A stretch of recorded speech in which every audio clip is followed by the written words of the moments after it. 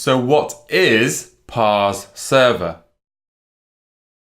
To build a web or mobile application, we need a backend, a server, a way to persist and share data across users, devices, and apps. To persist data, we need a database.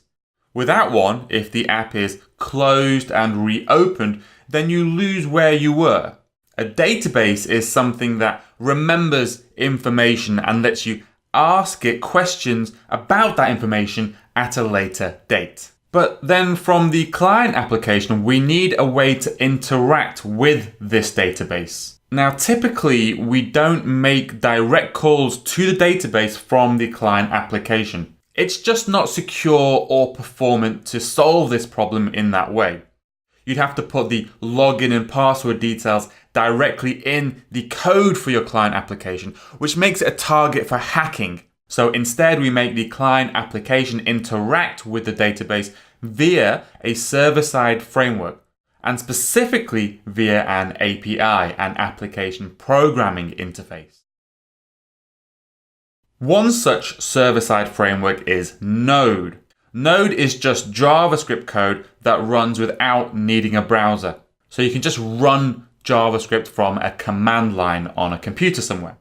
And with Node, you can write very, very low-level APIs. But there are a number of higher-level frameworks which makes it quicker and easier for developers to write these sorts of APIs.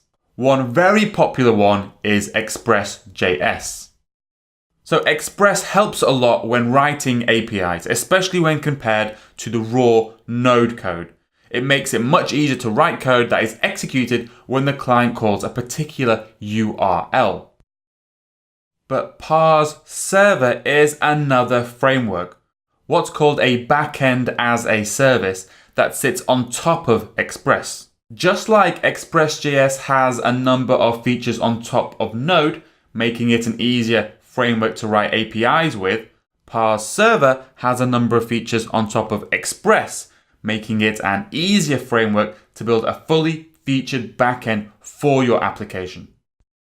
So where did Parse come from? So Parse began in 2011. It was a private company, a startup, and the code was closed. You had to pay for Parse. It was a service you paid for.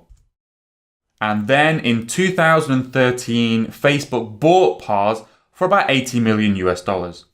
They continued to invest in the product, making it more and more robust as well as adding features to the platform.